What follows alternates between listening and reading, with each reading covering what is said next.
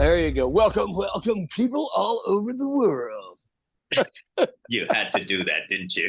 Oh, heck yeah, because I know you're not going to cut it out. What's going on, man? I'll leave all Oh, your fuckery in these exactly. things. You just clean up yours. I understand. How was I'm your good. I'm birthday? losing. How I was the feel like I'm cake? okay. The cake was nice. It really was. I still have like half of it left, though. It was so big, and I gave everybody pieces. And I Mm. just don't. I just don't eat that much. So, but it was cool. I mean, dude, I don't know. I don't know what it feels like for anybody else to turn 60, but you just kind of want the day to pass. So, what were you getting out there on the street that looked like coconut? Is it some coconut drink? Yeah, it's actually just a tender coconut, Coconut dude. water. So it's Coconut real water. coconut water, like instead of buying the can. Yeah, Wow. and it Interesting. tastes like so much different, Sean. Wow.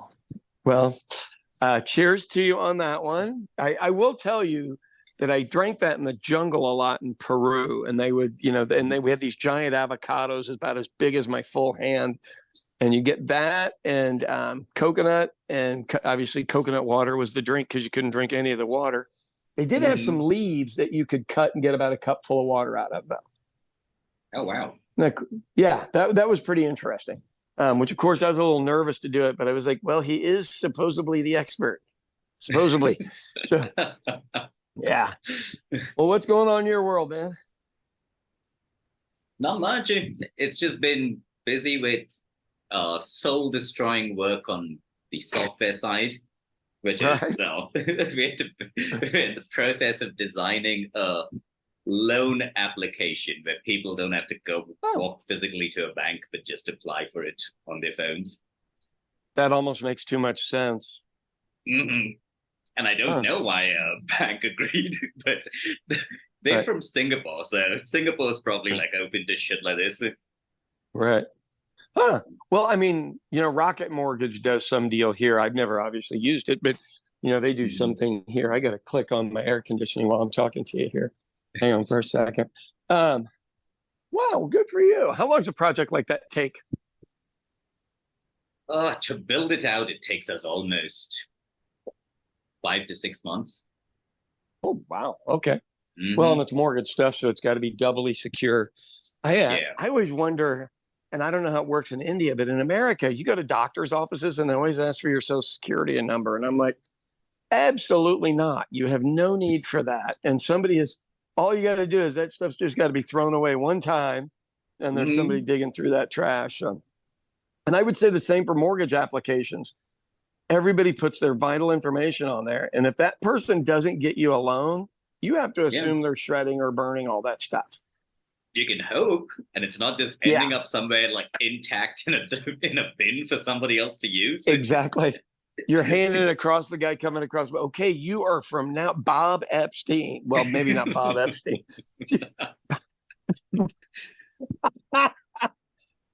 That came out wrong. Hmm. Yeah, so that's what we got going over there.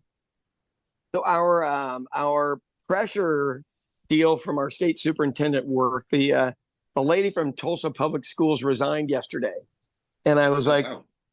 it may be the shrewdest move in history. She's like, Hmm. okay, big boy, you want it? Here you go. Now see what you can do with it. And basically, a poison pill is already in place. So you're taking over a toxic environment that you created, and Yeah. now you got to fix it. Yeah, it's gonna be interesting. Let's see what happens. Yeah, I did see the video you just sent with Yeah, the them training video of the planning. people that, Oh yeah, my they're not god. organized.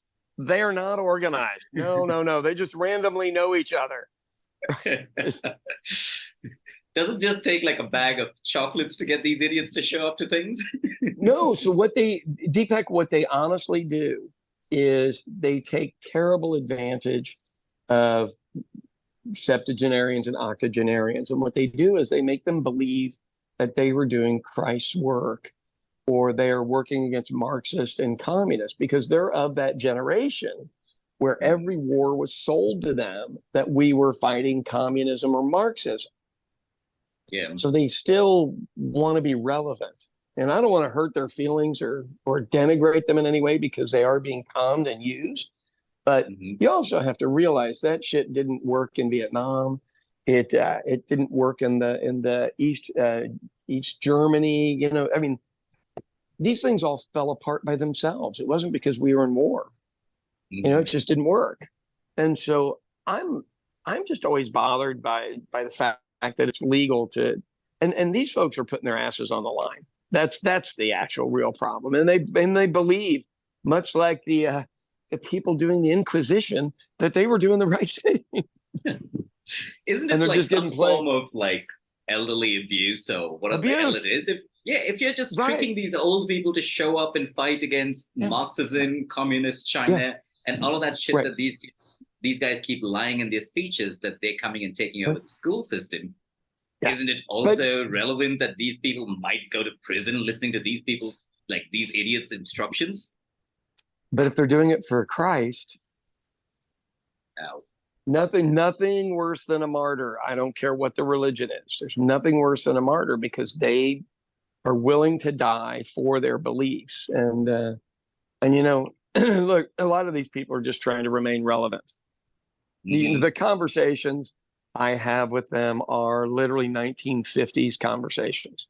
When we were having a heated argument, the guy stops and he goes, "Well, sir, you are no gentleman." And I was like, "You're right." It wasn't a cut down. You know, chivalry was just a way to get people to fight in a way that you could defeat them. Yeah. Hey, you are not doing it right. Speaking of out of date, I'm not going to mention his name because you and I know him. There was one time where I was sitting at the pub and he looked at me and he was like, "Hey, have you checked out this band called Coldplay? I think they're going places." And by then they'd already won like fucking. They'd gone and come back. Wow, that's worrying. Well, you know, hey, you know who still has fans? Who? Van Halen. You know, I mean, bands that really, in retrospect, you look at the music and go, "I get it. Everybody was high. It was fine, but it wasn't good." You know, AC/DC, professional screamers. But I liked their music when I was younger. And I happened to have an $8 Chinese-made T-shirt with AC/DC on it. I might have seen you with that damn shirt on. Embarrassingly so.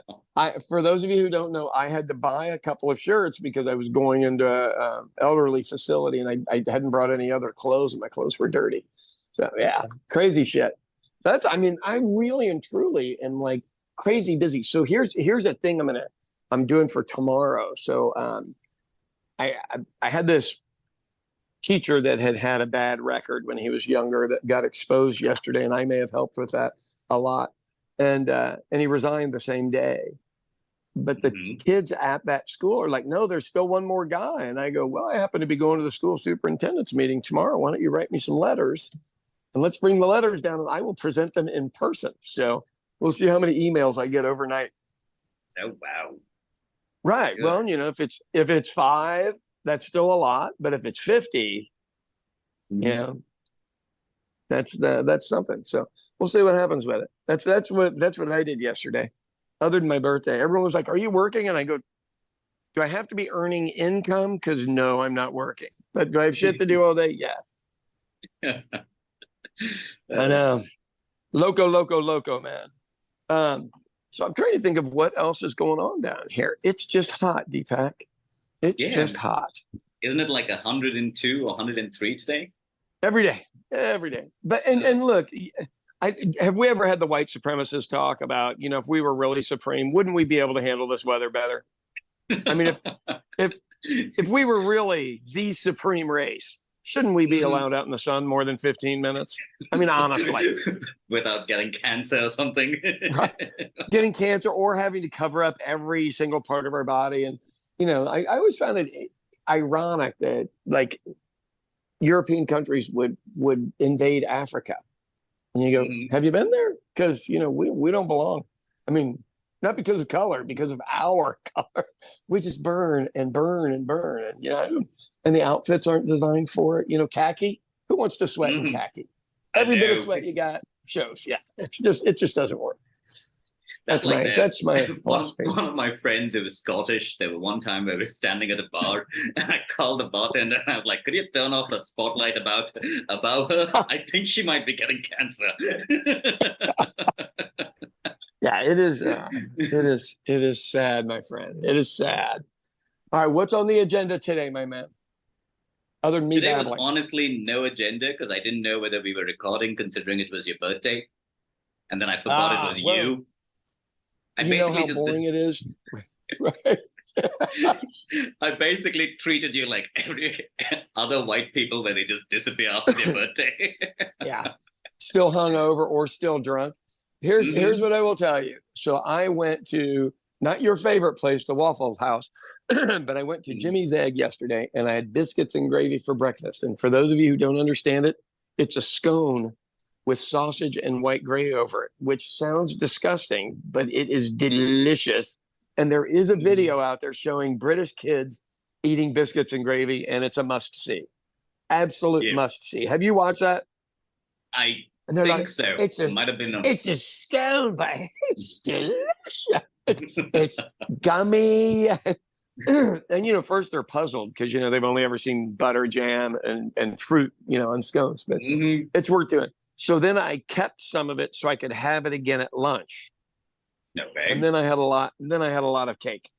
But here's what I did do that was good. Okay. So I don't like presents because generally I have everything I need. I mean, I just don't like having a bunch of clutter around and shit I don't want. So I asked people to bring soap and hygiene supplies for this middle school, high school, it's usually for troubled teens. And what that means are young teen moms. And a lot of them have been thrown out of their house because they're pregnant. And so they have no hygiene product. And we were able to fill, they had like 4 different shelves in the stocking deal. And we filled all of them about 75% of the way up, which is pretty dang good. Wow. And they were wholly empty when we started. So cheers. Cheers on that one. Good to be 60. People actually are donating and doing good. See, this is what you miss out if you just watch fucking news all the time. Exactly.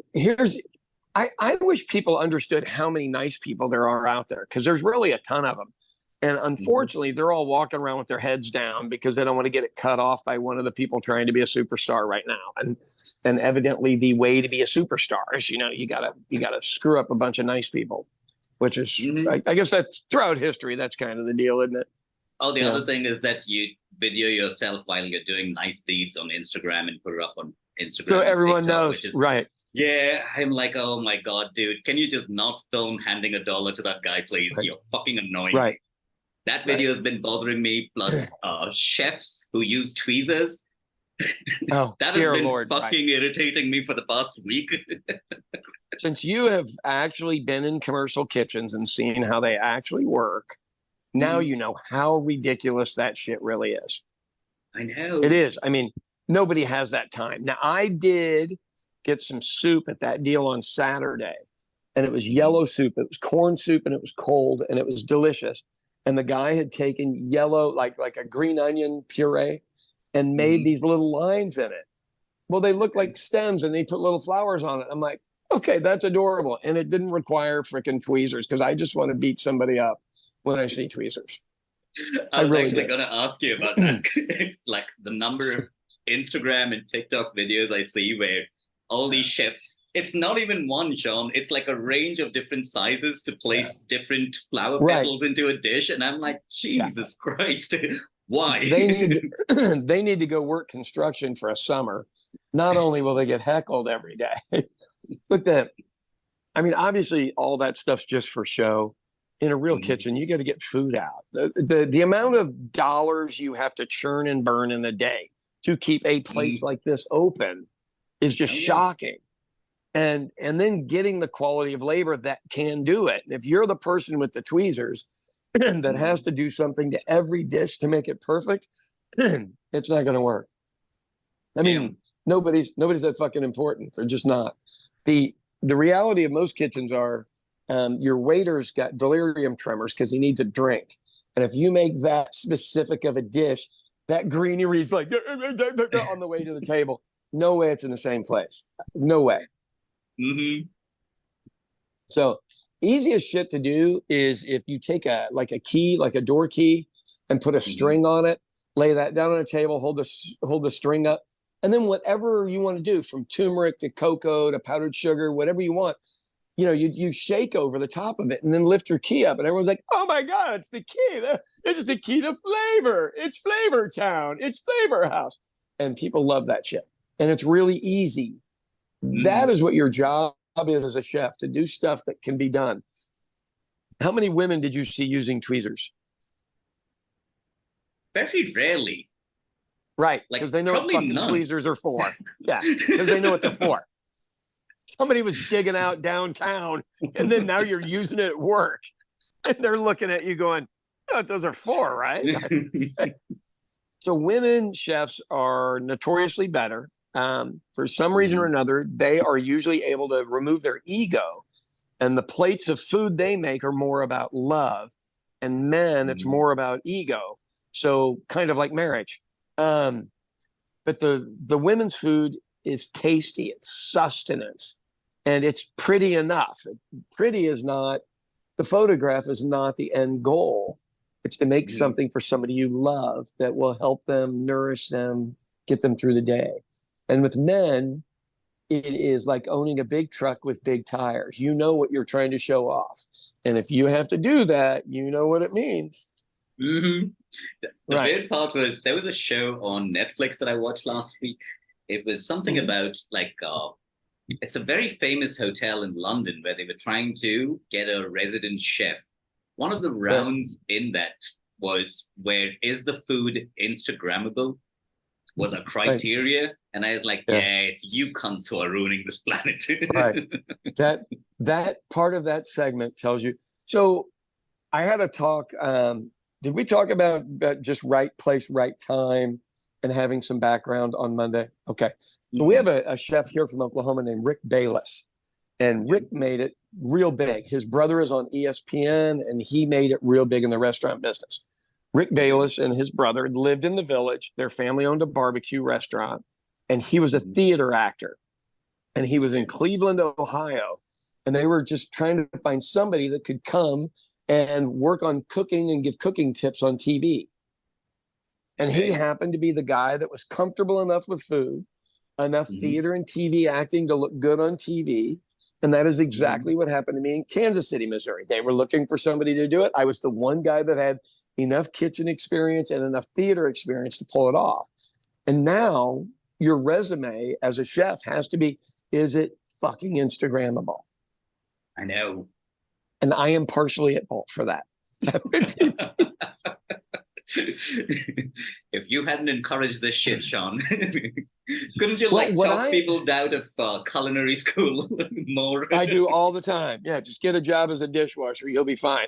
And then go to community college and take a photography class.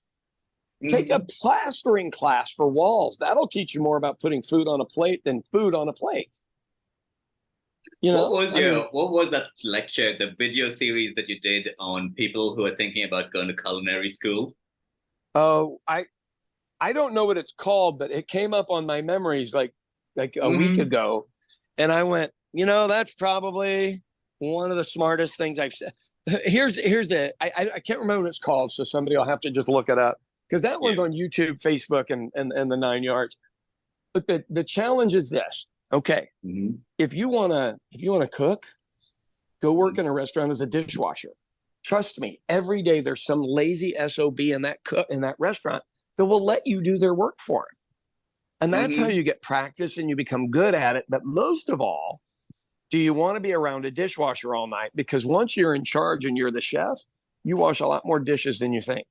And people just don't realize that because they don't know enough about the business. My thing is you go and work as a dishwasher, start 14, 15 years old. Yes, I know it's illegal. Nobody gives a shit. And by 18, you literally will have the equivalent of a degree. Now, go work in the front of the restaurant and find out how the money's made. And that's the stuff that you desperately need to know. It's not just how to cook. You got to know how the money comes in and how the money goes out.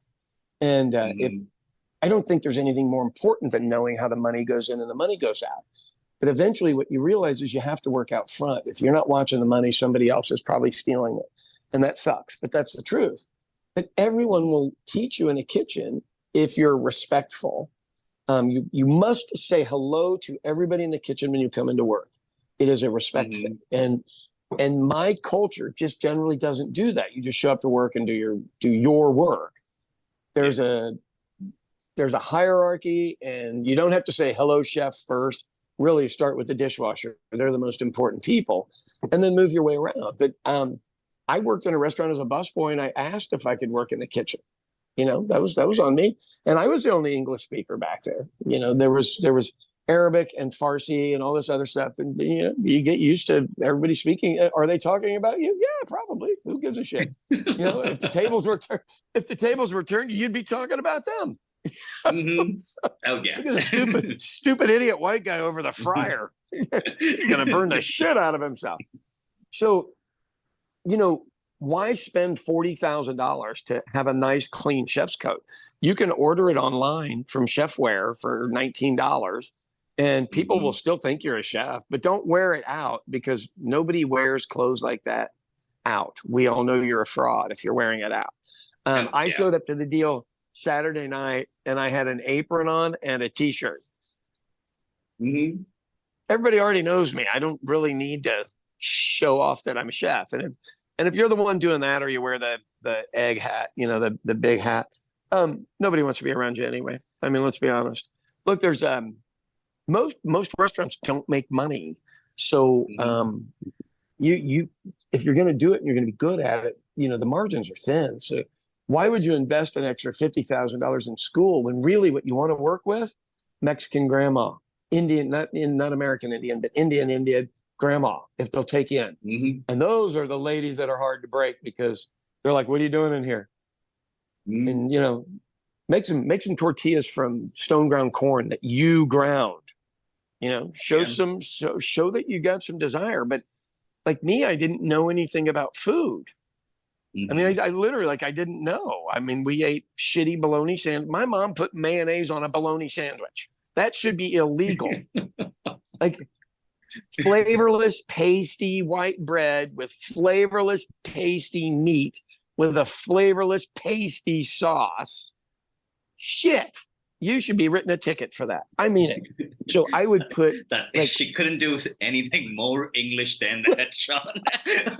Unfortunately, she's Irish. I know. God, poor lady. And now, if I eat a bologna sandwich like that, I toast my bread. I got some Chipotle mayo. I fry off my bologna. I take barbecue Fritos and put them on there. And if I do some lettuce, it's some cool lettuce. And I'm not always trying to make the neatest thing in the entire world. I just want it to taste like something. So, I mean, here's the other one, because I did my story the other day about having a cookbook in the library. I went to the library and got cookbooks and I read them. God forbid anybody get off their asses and read them. And there's one thing doing it on the internet, but you also have to go through their life story of why I made lemon curd. Lemon curd at grandma's house on Sunday morning was, I like the old keep school. Hitting, right? Yeah. But they just give you here with the ingredients. Yeah. Here is how you fucking do it. Amelia, I really don't need to know about you. Can I make some lemon curd? Yeah, it's I don't know where we're going with all of it, but I'm also the only chef I know that doesn't have a tattoo. That is true. I mean, I admire people like you that do it, but I've just never seen any artwork that I'm that invested in that can go on this light blue canvas known as my arm and still look right. It's got to be somewhat color coordinated, and soft spring colors like the light blue and slight beige that I have only really work during the summer. So what do you do? Think about the years where I just wore suits so that I could hide all of them. Right. And nobody gave a shit, and you thought you were covering something up. Yeah, isn't that funny? I don't think I look badass enough to be a chef anymore. They all gotta look real tough. Walk into a kitchen when those guys were working under a chef. They're like, yeah, chef, and they're sweating and crying like little bitches. I'll tell you a funny thing that happened. I found a hole in the wall joint, around the corner, where they do a wood fire, flat top, chicken kebabs, fish, all of that stuff. And you didn't bring me any. No, I'll go there tonight and I'll get you. I'll at least send you a picture. There you go. I think the guy who owns the place, I didn't know it was the owner because he had like his apron on and all of that. So I just thought he was one of the normal? Other. Yeah, he just looked normal. So I just walked up to him and I was like, hey, I think I ordered for a couple of things. Do you mind if I just check the stovetop? Because I'm okay with grilling and all that shit, right? And he was so worried and kept following me around till I was like, dude, would you stop following me? And then he was like, no customer ever has asked me, can I do it myself and take it home? I was like, I'm sorry, I'm weird that way. Okay, but you know what? What'd you learn there? How thick was the stovetop? How hot was it? Was there a bunch of fucking food still cooking on there that'll poison you? You know, the important things. One side of it was metal, which was fine. Yeah. The other side was honestly just like a thin slab of slate or granite. I don't know what it was. It was just stone. So it was just cooking on that stone surface. And he wasn't doing bread on that side and then meat on the other side? No, he had a separate one in the back where they were doing the bread, which was behind where I was standing. Does everybody have to do naan, or can they do like the African sponge bread that would be just the same to eat with, but you could cook it on a flat top? Yeah, they do different bread, but it'll be more of like the dosa, like that fermented. Yeah. That's stuff. Not my favorite. Isn't that weird? I know. It's not my thing. Yeah. Mm-hmm. I absolutely mostly love Indian food, but there's a couple of them where I'm like, man, it's just not my, but hell, American food. I wouldn't eat a hot dog, one of those cheap ass hot dogs. All I can think of is that is literally everything that went down the sewer and they didn't want to waste. I mean, holy crud. And for some reason, I feel better about sausage, though, as if it's not the same thing. I know. Like after all the fun I make of hot dogs, here I went to the ham shop and I got like pork sausages and all of that for myself. Because I'm the only one who eats like all of that at home. Oh, yeah. God, I guess nobody. Is your mom vegetarian as well? She predominantly is. Like the only time I'll see her eat meat is like one small piece on like a Sunday or something like that. Right. Wow. Okay. So here's the on the last part of our, telling people to not waste their money on culinary school. My mom was an opera singer, so we always had immigrants in our house, and people don't really understand why that makes your life so different. I didn't eat the same food my neighbors ate, and my Italian neighbor across the street, that's where I ate food. You have to get the experience, and I'll give you an example. My favorite son to talk about is Kyle, because he ate the most boring, bland food of any of my 5 kids. And he ends up making friends with this kid named Alex, and they go over to Alex's house, and grandma's Mexican, so they won't let you leave without eating. And when I say eating, they feed them like my wife does. Sorry, I'm checking my bread here real quick. Temperature, that's how you do it. And he's like, it was the best Mexican food. And I go, I have taken you to the best Mexican dive joints in the entire world, and you've ordered hamburgers, shamed me in front of all of these people. And you waited until you went to your friend's house to finally find out why it's so good. Every time I wanted to eat weird food, I would usually just call you and be like, Sean, what are you doing for lunch? Right. I'm not eating any of this gringo food today. I found another really sketchy place. We're going to get sick or it's going to be delicious. I don't understand why more people don't want to do that, because you think of the absolute hilarity and terrible stories that we have from just eating different stuff. My oldest son will eat anything. So that kid for like his 12th birthday wanted to go to one of the Asian soup places. And we go and he orders congealed blood soup. Can't even make this shit up. So with his chopsticks, he's holding this cube of congealed blood, just eats it down like a piece of steak. It was the nastiest looking shit I've ever seen. Do you know I can't do that, because I've seen that in certain restaurants. Yeah. Oh, Lord. Well, and you got to go, what factory killed that animal? Because I wouldn't eat anything else from that factory, but I'll buy the blood because it's got to be good. you know, but he would eat the, and this is a kid that just surprisingly, being a kid of mine, does not work in the restaurant business. And he really enjoys weird food. So we're in Mexico one time and we're in a shady ass store where, you know, half the stuff looks like we're going to get poisoned, my kind of place. And there is a sheep's head that's completely peeled and then a chunk of sheep's cheese next to it. And he goes, well, I'll have some of that. And I think they're cooking the tongue that they killed out of that thing back in the back. So can I have some of that too? Nice. That's like my fascination with goat brains. Where I'm wandering around and I'm like, yes, we'll have the goat brain, please. Does it kind of taste like soggy eggs to you? Not really. Like if it's made properly, it almost tastes like a butter spread, because I just eat it on toast at times because I'm odd even here. As I'm trying to breathe while you're doing, I've done calves brains, and I had very little of it, and it was like a homemade fresh cheese. That's fair, like a spread. I guess soft eggs, same consistency. Yeah, that's not for most people. But that kid would eat anything, and ironically, is not in the restaurant business. So, you know, who knows? And I don't know if he was smart enough to stay out of it or what. But the one thing that I would say is you got to realize, like my mom's family had some money, and so when I got in the restaurant business, she would say, well, you know, we don't do restaurants, and it was a real polite way of saying that, you know, we're kind of above that. That's for the other people and stuff like that. And I thoroughly enjoyed it, and I got in at the right time and had the right talents to have a great career. I don't know what you do if you get into it now. Everybody's goal is to be on TV rather than to make really good food, because I wanted to make really good food that people liked and be in an atmosphere they can't find. You know, I don't know of another Irish pub like this in a 4-state area. Oh, yeah.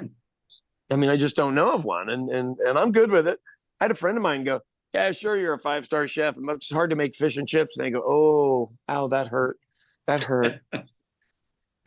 Yeah. And I don't go through the whole story of all the places I've owned and everything, because, you know, it just doesn't matter. This one I make friends at all the time. And gourmet restaurants, you don't make friends. You are a servant of those people while they're in your place. They're there on business or trying to get married or, you know, trying to con somebody or whatever they're there for. I've seen it all, from drug deals to, you know, old dudes with prostitutes to people having an affair. I mean, I've seen it all, man. Is that like the moment where I look at you at times and I'm like, that better be his fucking daughter? Right, exactly. Yeah. And guess what? It's usually not. You can usually look at the shoes and tell whether it's his daughter or not. You know, I mean, stripper shoes or prep school shoes. And you know the look. What is that? There's actually a fucking quote about this. The eyes may deceive, the lips may lie, but the shoes never lie. Oh my God, that's great. Okay, that's awesome. That is awesome. And the last thing to close out on the chef deal, I clean the bathrooms in the place every day. And people just go, don't you have people for that? And I go, for one, I want to see if people were like angry because they'll take it out on your bathroom. They really will. That's how you'll find out if they're satisfied customers or not. But the other thing is, if I'm willing to do that, everybody that works here knows nothing is beneath me. So if I ask them to do something, they can't say, well, you know, that's not my job. And I go, you think cleaning the urinal is my job? Because that's actually your job and I do it. So now I'm just asking you to clean this grease trap.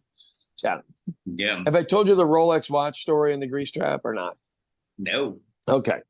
All right. So when you're in your early 20s, what do you think wealth is in your early 20s? What was it to you in your early 20s? It would have been, I'm weird that way, where mine was just like a fucking good job, but mine also correlated with all the shit I needed for work, which was like the computers, computer and all of that had to be top of the shelf type shit.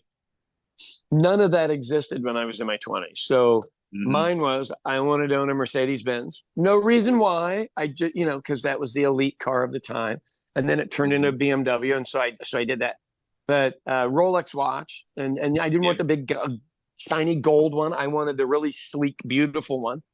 And so I attained all of those items. Now, my Mercedes was an old beater, but hey, it was a Benz. I was good with it.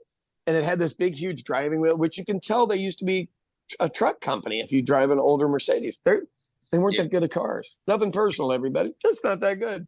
It was a diesel that went 55 miles an hour, and you could drive 75 on the highway. It didn't work. But I thought it was cool. So I've had some other ones since. No, I'm going to stop at the story there. But so I'm cleaning the grease trap, which is the dirtiest job in a restaurant. What that means is for your plumbing, for all this grease not to go out into the city water system or into the lake that we get our water from, you have to remove the grease out of there.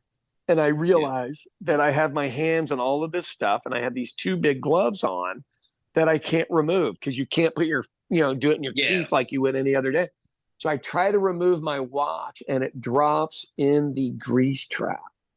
And this is a really expensive solid gold watch. And my pride and joy for that age in life. I was 21 or 22. So after I get it all cleaned, I put it into a Ziploc bag, and I had to take it to the nicest jeweler in our hometown, which was at this really expensive shopping district. And the guy looks at me and he goes, "Why does that smell so bad?" I said, "Well, I own a restaurant." And he goes, "Good for you, young man." And so, you're an entrepreneur at 21. They also know you're an idiot and still just 21. I come back to get it weeks later, and he's smiling big as ears because they were able to take it all apart and clean it. And he goes, "But now, young man, it's going to be expensive." And I said, "Sir, I don't think I get to complain after I dropped it into a grease trap." And I got back my perfectly beautiful watch. And he goes, "Would you ever want to sell this?" And I go, "No, I'm sorry. This is my first one. I've always wanted to own one." And he goes, "Good for you. Well, anything else you need, come see us down the line." And, the guy got a customer for life out of the whole thing. It was Pivotal Jewelry in Kansas City. And he treated me like a human and like an adult and all that shit. But God, I was just dumb. Yeah. But so I wasn't too good to be cleaning my deals. My first news interview I ever did, Deepak, the way they cut it, I was like, "Yeah, I do everything here. I make the dough, I clean the bathrooms, I get it." And if you really heard it, I said I made food, then I cleaned the bathrooms and everything else.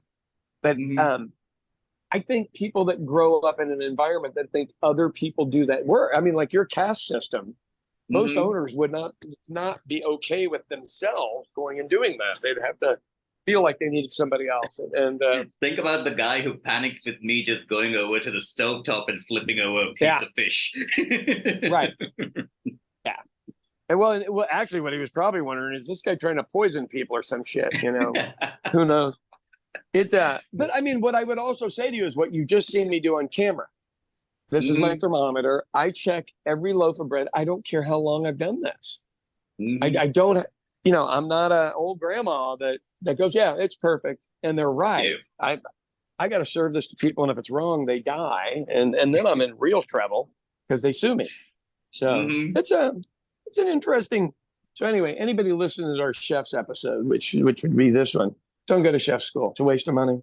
It makes you an elitist. It makes you think, like you walk in the front door and then you get a job and go into the kitchen and the guys that have been there 15 years and go, "Hey, what's up, man?"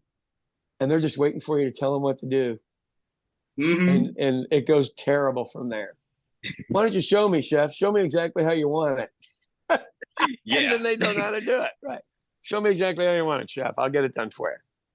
Minus the tweezers, put the tweezers away. Right. This is the Villagers podcast. Sean explaining about chef school and everything else. Chef school, not cool. Correct. All right, guys. Everybody have a good day. We'll see ya.